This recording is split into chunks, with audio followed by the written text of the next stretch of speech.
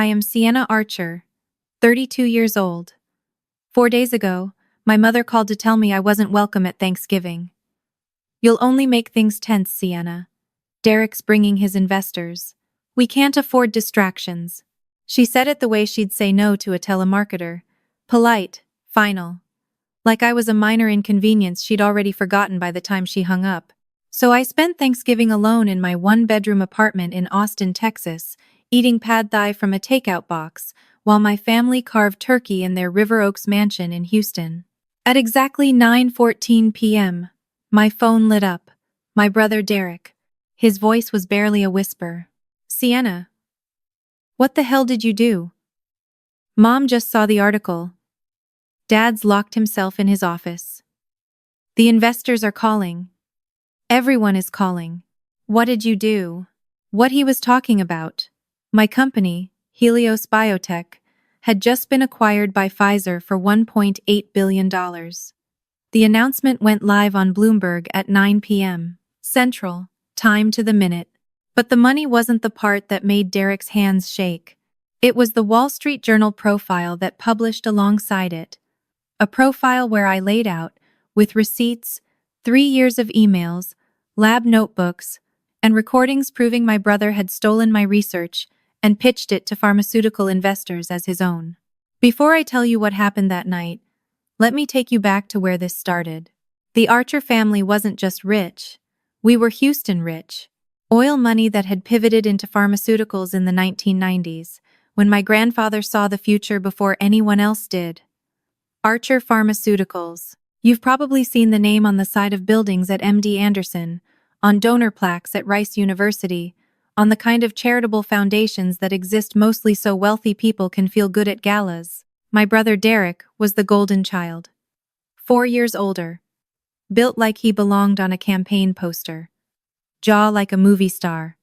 Firm handshake. The kind of guy who could charm a hostile boardroom into a standing ovation. He'd gotten his MBA from Wharton, married a woman from another pharmaceutical family, and stepped into the role of Chief Strategy Officer at Archer Pharmaceuticals, like it was a birthright. Because it was. I was different. I liked microscopes more than cocktail hours. I got my PhD in molecular biology from UT Austin, and while my parents displayed my graduation photo on the mantle, I overheard my mother tell her friend at a luncheon, Sienna's very academic. We keep hoping she'll outgrow it and join the real world. The real world. Meaning their world. Meaning Derek's world. When I graduated, my family didn't attend my dissertation defense. They were at a ribbon-cutting ceremony for a new Archer Pharmaceuticals wing at Houston Methodist. Derek needs the family there for optics, my mother explained over the phone. You understand, honey. I understood. I understood when I moved into a cramped apartment near campus, while Derek got the penthouse condo in the Galleria district. I understood when holiday dinners became strategy sessions about quarterly earnings, and I sat at the end of the table rearranging green beans on my plate. I understood when my father introduced Derek to a senator as the future of American pharma and introduced me as our younger one. She does science. But here's the thing I learned early. In my family, presence was more valued than brilliance. Charisma mattered more than discovery. And I mattered less than Derek. I just didn't know how much less until 3 years ago. In January 2023, I was working on something that could change medicine. Not interesting. Paper at a conference change. Save millions of lives change. My 2 research partners from UT and I had developed a gene therapy delivery mechanism that could target specific cancer cells without damaging surrounding tissue. We called it the Helios platform, named after the sun, because it was precise and powerful and capable of reaching places nothing else could. We were 6 months from clinical trials. Funding applications were in motion. Everything was falling into place. Then my mother called.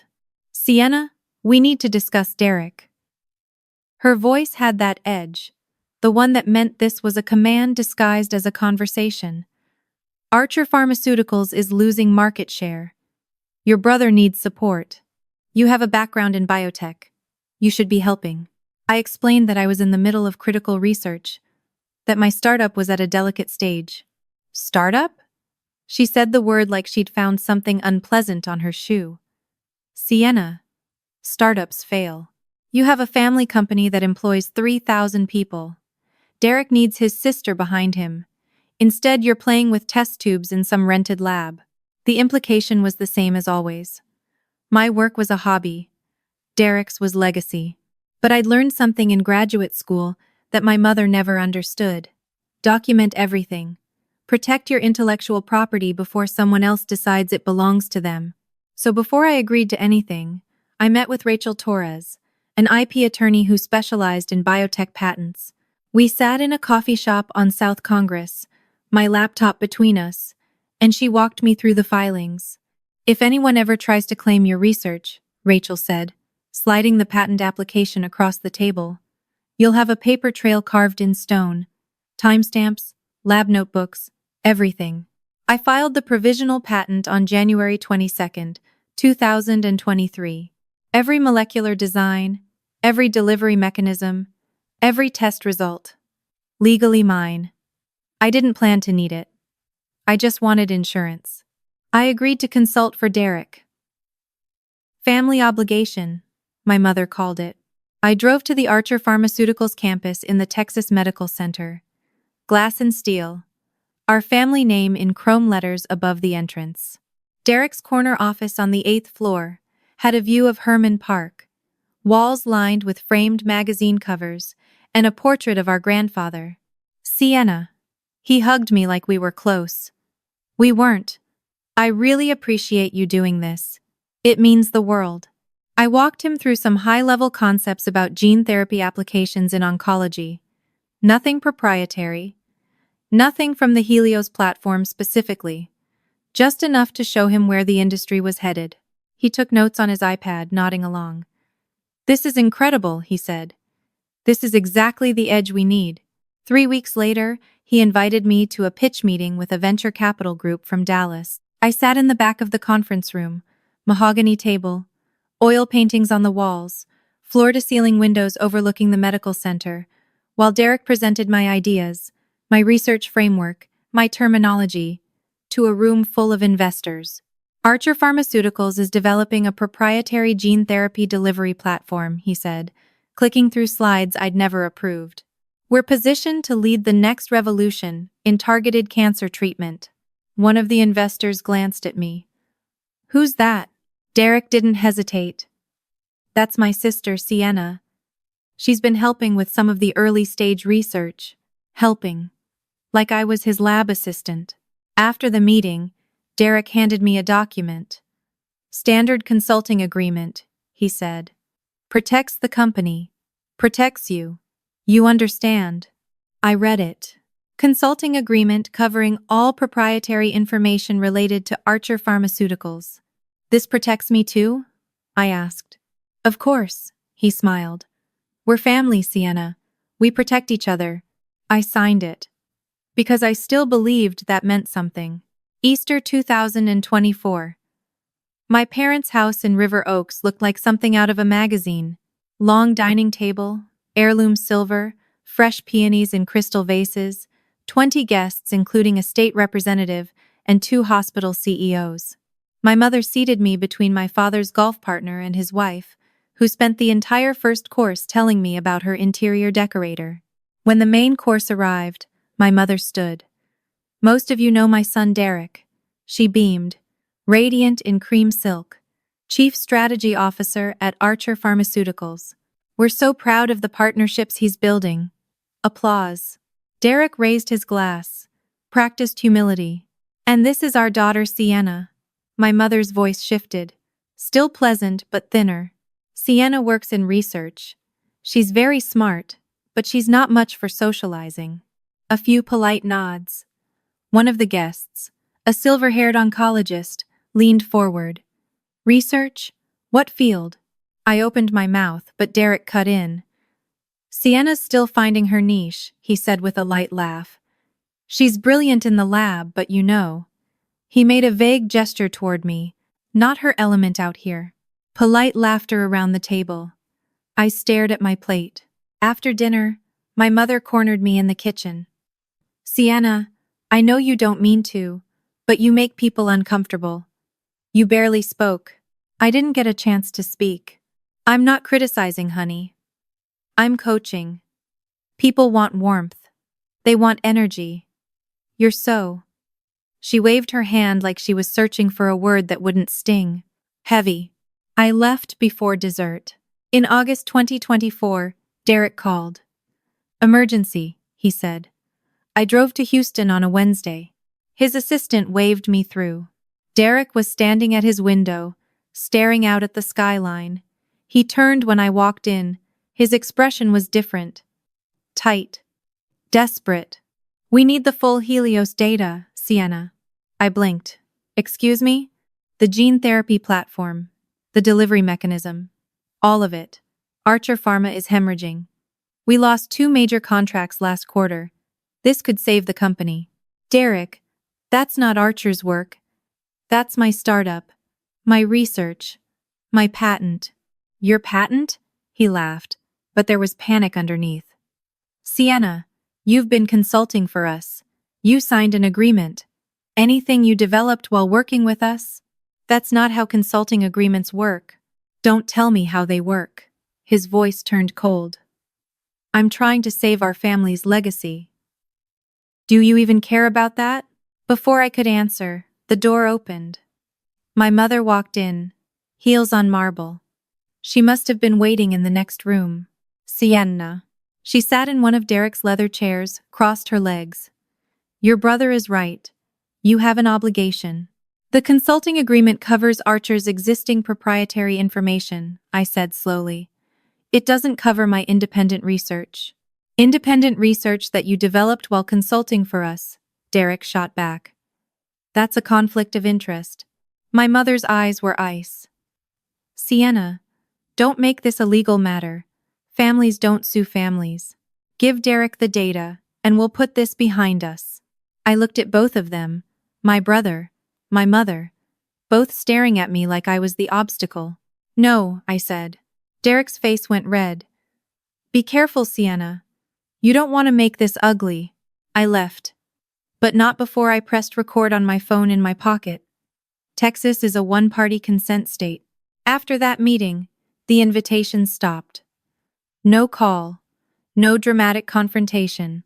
The weekly email from my mother's assistant, Sunday dinner, 6 p.m., simply stopped arriving. I saw Derek's Instagram instead. Family gatherings I wasn't at. Number blessed with family captions under photos of my parents, Derek, his wife, even cousins I'd met twice. I wasn't in any of them. My research partner noticed. You okay? You haven't mentioned your family in months. What was I supposed to say? That I'd been deleted? Punished for saying no? I called my father once. He picked up on the 5th ring. Dad, what's happening? Why am I being shut out? He sighed. Your mother and Derek are under a lot of pressure right now, sweetheart. The company's struggling. Maybe just give everyone some breathing room. Breathing room from what? I didn't do anything wrong. You refused to help your brother. After everything we've provided for you. Everything they'd provided. Something cracked open inside me. You didn't come to my dissertation defense. You haven't asked about my work in 6 years. What exactly have you provided? Silence. Then, I think you should apologize to your mother and Derek. When you're ready to be part of this family, you know where to find us. He hung up. I sat in my car in the parking lot of a grocery store and watched a woman load bags into her trunk while her daughter danced around the cart, and I realized something very clearly. I had been erased. Not by strangers. Not by competitors. By the people who were supposed to love me. On November 18th, 2024, my mother called. Sienna, Thanksgiving this year is immediate family only. I waited. Let the silence stretch. You're telling me not to come. I'm suggesting it might be better for everyone. Derek's hosting potential investors. It's critical for the company. We need the atmosphere to be positive. And I'm not positive? You're angry, Sienna. Everyone can sense it. You make people uncomfortable. I haven't seen you in 5 months. How would you know what I... Take the hint gracefully, Sienna. Her voice hardened. It's better this way. She hung up. I sat in my apartment, 700 square feet of rented space in East Austin, and looked at the second-hand dining table, where I'd planned to set out plates for one. Then I opened my laptop. There was an email from the Wall Street Journal. Subject line: Acquisition feature, Helios Biotech. Miss Archer, we understand Pfizer's acquisition of Helios Biotech is set to close in Q4 2024. We'd like to profile you for our Innovators series. We're particularly interested in your journey as a female founder in biotech and the personal obstacles you've navigated. Would you be available for an interview? I read it 3 times.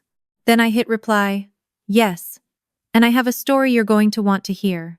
The journalist was meticulous. Former investigative reporter, mid-30s, known for stories that held up under legal scrutiny. She spent 3 weeks verifying everything. Patent filings, email chains, the recording from Derek's office, a written statement from Dr. Alan Whitfield, my former thesis advisor at UT Austin, who had watched me develop the Helios platform from its earliest iteration. Rachel Torres reviewed every line. You're bulletproof, she told me. The consulting agreement doesn't touch your independent IP.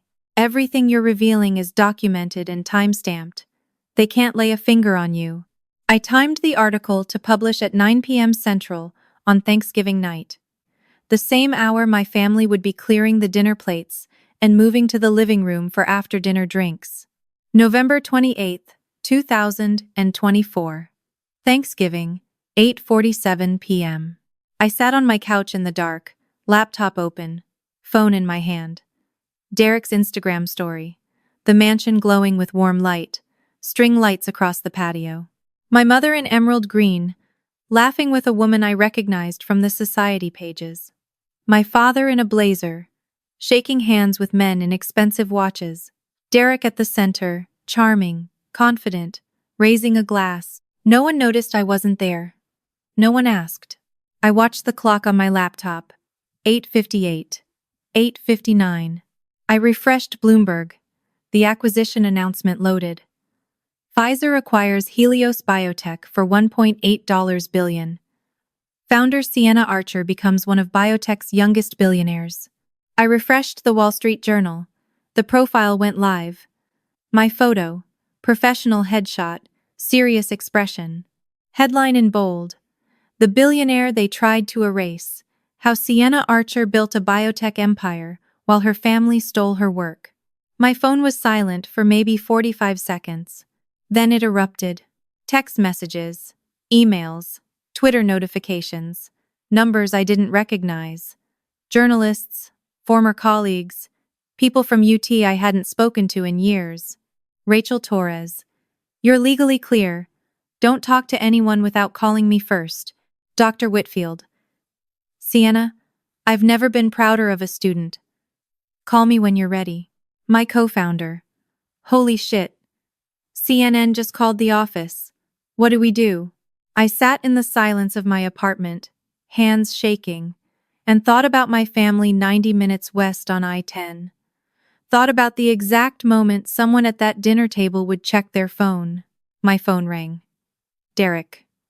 9:14 p.m. I picked up. Hello, Derek. Sienna. His voice was barely holding together. Behind him I could hear chaos, raised voices, something shattering, a woman crying. What the hell did you do? Mom just saw the article. Dad locked himself in his study. The investors are blowing up my phone. What did you do? I went public, Derek. My company, my work. Your company? You signed a consulting agreement. You can't just, this is defamation. This is… Mom! His voice moved away from the phone, then came back. You put our private conversations in the Wall Street Journal. You recorded us. I documented the truth. The truth? You published emails out of context. You made it look like I stole from you when I was trying to help the family. Derek. My patent was filed 8 months before your first investor pitch. The molecular frameworks are identical. The delivery mechanism uses terminology I coined in my dissertation. Coincidence doesn't explain that. Silence. Then my mother's voice in the background, sharp and shrill. You've destroyed us, Derek said. His voice cracked. Investors are already calling. They're pulling out. The board is. Do you understand what you've done? I didn't destroy anything, Derek. You did that when you decided to erase me. A click. He'd hung up. The phone rang again immediately. My mother. Nora Sienna. She'd stumbled. She was rattled. What you've done is unforgivable. I documented the truth, Mom. You humiliated this family. Do you have any idea what people are saying? Derek's investors are pulling funding. Your father can't breathe. The board, that's not my responsibility. Not your responsibility? Her voice cracked. You destroyed your brother's career. You made us look like criminals. You violated the consulting agreement. No, I didn't. The agreement covers Archer Pharmaceuticals' existing proprietary information. It doesn't extend to my independent work. Rachel Torres made sure of that. We will sue you. We will take everything. And it'll be public. Every filing. Every deposition. Every piece of evidence on the court record. Do you really want that? Silence. You're destroying everything your grandfather built, she said finally. No, Mom. I'm protecting everything I built. If that exposes what Derek did, maybe you should ask yourself why you helped him do it. You are no longer part of this family. Something loosened in my chest. Something I'd been gripping for years. I haven't been part of this family for a long time. You made sure of that. I hung up. By morning, Archer Pharmaceuticals stock had dropped 19%. Derek held a press conference at 11 a.m. I watched it on YouTube from my kitchen counter. He looked terrible. No tie. Eyes bloodshot. Reading from prepared remarks. My sister is going through a very difficult time. We love her. We've always supported her. But her allegations are baseless and hurtful. A reporter raised her hand. Can you explain why your 2023 investor presentation uses identical molecular frameworks and proprietary terminology from Miss.com, Archer's patent, which was filed 8 months earlier? Derek shifted. Many researchers work on similar approaches simultaneously. The biotech field is collaborative. The Wall Street Journal profile includes emails where you wrote, and I quote, "We need the full Helios dataset." How is that collaboration? Those emails are taken out of context. She also published a recording of an August 2024 meeting where you and your mother pressured her to hand over her intellectual property. Can you address that? Derek gripped the podium. This press conference is over. He walked off. The cameras kept rolling. Within 3 hours, the clip was everywhere. Reddit, Twitter, TikTok. CEO can't explain why his pitch deck matches his sister's patent. Watch this pharma exec melt down when asked basic questions. By 5 p.m., the Archer Pharmaceuticals board issued a statement. Derek was suspended pending investigation. An independent firm had been retained. On November 30th, something unexpected arrived in my inbox. A message from a venture capitalist I'd never met. Miss Archer, my name is Jonathan Reeves. I'm a partner at Meridian Health Capital. In early 2024, your brother Derek approached our firm with a pitch for what he called a proprietary gene therapy delivery platform developed in-house at Archer Pharmaceuticals.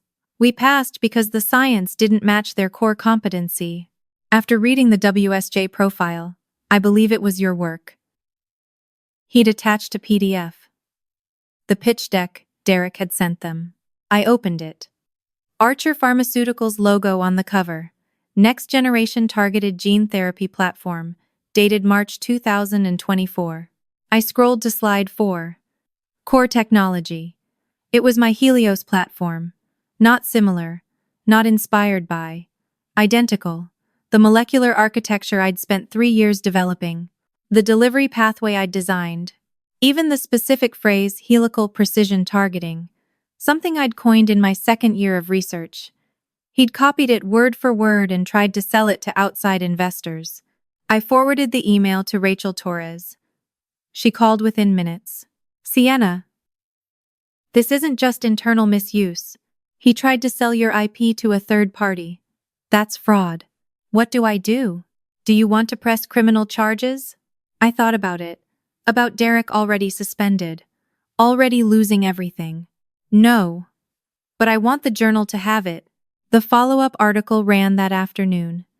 New evidence shows Derek Archer attempted to sell sister's patented biotech research to outside investors.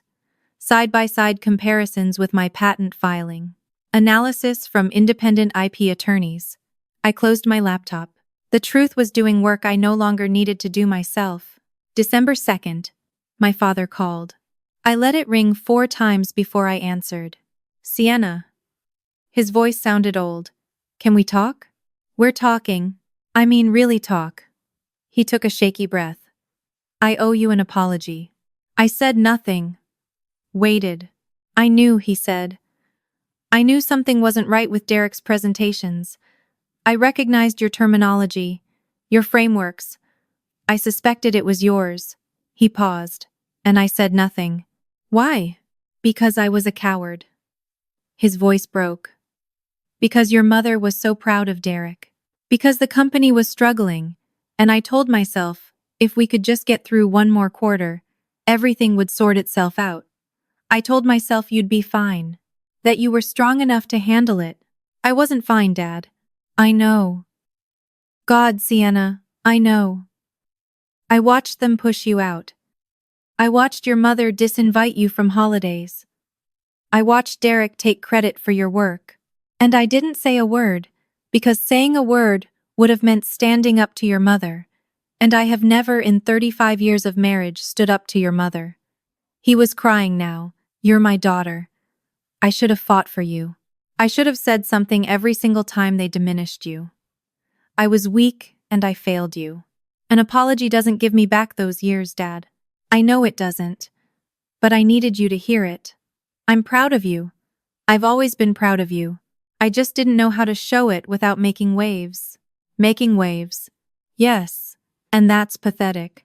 I know that. I closed my eyes. Felt the tears on my face, but didn't wipe them. I don't know if I can forgive you yet, I said. But I'm glad you called. That's more than I deserve. Silence. If you ever want to talk, he said. Really talk. Not about the company. Not about Derek. About you. I'm here. I'll do better. I'll believe it when I see it. That's fair. We hung up. I sat on my couch and cried. Not because I was sad. Because something I'd been carrying for years had shifted. Not lifted. But shifted. December 5th. Derek posted a statement on LinkedIn. I owe my sister Sienna Archer a public apology. Over the past 3 years, I attempted to claim credit for research that was entirely hers. I presented her gene therapy platform to investors as Archer Pharmaceuticals' proprietary work. I pressured her to surrender her intellectual property. When she refused, I retaliated by cutting her out of family life. I was wrong. Sienna developed the Helios platform independently, filed patents under her own name, and built a company that is genuinely changing medicine. I tried to take that from her because I was terrified of being exposed as the less talented one in the family. My whole life, I was told I was the future. When Sienna's work proved that wasn't true, I couldn't handle it. So instead of celebrating her, I tried to erase her. I am resigning from all positions at Archer Pharmaceuticals effective immediately. I hope someday to earn back trust. Not through words, through action. Sienna, you deserved a brother.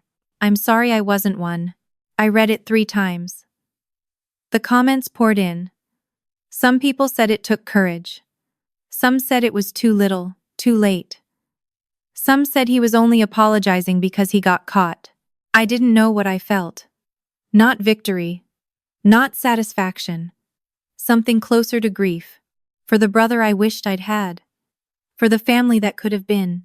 I called Dr. Whitfield. He apologized. Publicly. How do you feel? Empty. Like I won a fight I never wanted. That's honest, he said gently. But Sienna, This is the first time anyone in your family acknowledged what actually happened. That matters, even if it doesn't fix anything. Yeah, I said. It does. December 10th. The board announced my father would return as interim CEO during restructuring. Derek's resignation was accepted. A comprehensive ethics review was underway. New IP policies. A complete audit of attribution practices. They were bringing in an outside consultant to rebuild the culture from the ground up. Make sure what happened to Sienna Archer never happens to another researcher at this company, the statement read. My father called that afternoon. I wanted you to hear it from me. I'm back. Temporarily. Just until things stabilize. Are you okay, Dad? That's a lot of stress. I owe this. To the employees. To the company. A pause. To you. What's the plan? Full audit. New policies on IP attribution. Transparency in how research credit is assigned. Making sure no one at Archer ever has their work stolen and passed off as someone else's. Good. Sienna. He hesitated. Would you consider being involved? Not on the science side. On the policy side. Help us build something better. I thought about it. Walking back into that building. Helping the company that had tried to erase me. Maybe. Someday. But not yet. The door's open whenever you're ready. We hung up. I didn't know if I'd ever be ready. But I appreciated that he asked, and didn't push when I said no. January 2025. I moved to San Diego. Not running from anything. Running towards something. Helios Biotech's new research facility was in Torrey Pines, near the Salk Institute. Bright open space with ocean light pouring through the windows, and a team that actually valued collaboration. I found a small apartment in La Jolla. 1 bedroom. Big windows facing the Pacific. Nothing fancy but mine. I spent a weekend unpacking, set up my desk, laptop, monitor. The framed patent certificate Rachel Torres had given me. Photos on the wall. Dr. Whitfield and me at my dissertation defense. My co-founders at the acquisition celebration. A candid shot from a biotech women's summit, where I'd spoken in December. No family photos. Not yet. Maybe not ever. But I didn't feel guilty about it. February 15th, 2025. San Diego Convention Center. I stood backstage at the Women in Biotech Leadership Summit, listening to 800 people settle into their seats. Dr. Whitfield found me in the green room. Ready? Absolutely not. He smiled. You're telling your story. That's all you need to do. The MC's voice echoed through the hall. Please welcome our keynote speaker, Sienna Archer, founder of Helios Biotech. I walked out. Lights in my eyes. 800 silhouettes. I took a breath. For most of my life, I was told I made people uncomfortable. I was too quiet, too focused, too serious. I didn't fit the mold my family had built, so I believed the problem was me. Silence. They were listening. I spent years trying to shrink myself, trying to make my work smaller so it wouldn't threaten the people around me. And when my family tried to steal my work entirely, I almost let them, because I was more terrified of conflict than I was of disappearing. I paused. But then, I realized something. I wasn't uncomfortable. I was just surrounded by people who couldn't see my value. Applause. Scattered at first, then louder. When my family tried to take my research, I had 2 choices. Stay silent to keep the peace, or speak up to keep my integrity. I chose integrity. Not because I wanted to hurt anyone, but because I refused to disappear. Standing ovation. The entire room on its feet. To every woman here, who's been told she's too much, who's been asked to shrink, who's been erased, so someone else could shine. Your work matters. Your voice matters. And no one, not even family, has the right to take that from you. The applause didn't stop for 2 minutes. After the summit, I went home and opened my laptop. Hundreds of messages. Your story gave me the courage to report my lab director for putting his name on my research. I filed a formal complaint today. Thank you. I've been hiding my biotech startup from my family for 3 years, because they think it's not a real job. I'm launching next month. You gave me permission. My father told me my brother was the smart one. I'm sending him the Wall Street Journal article. I'm done being invisible. I read every single one. Responded to as many as I could. Document everything. Protect your work. Don't let anyone make you believe you're the problem. Late that night, Dr. Whitfield texted, "You did something important today, Sienna." I looked around my apartment. Small. Quiet. Mine. I typed back, "I think I'm finally starting to believe that." March 2025. Helios announced a partnership with Mayo Clinic. A $70 million contract to implement our gene therapy platform across their oncology network. Early detection for pancreatic cancer. Targeted treatment for rare genetic conditions. The kind of work that saves lives before anyone even knows they're sick. At the press conference, a reporter asked me, "Miss Archer, your company's post-acquisition valuation has continued to climb. You're now estimated to be worth over $3 billion.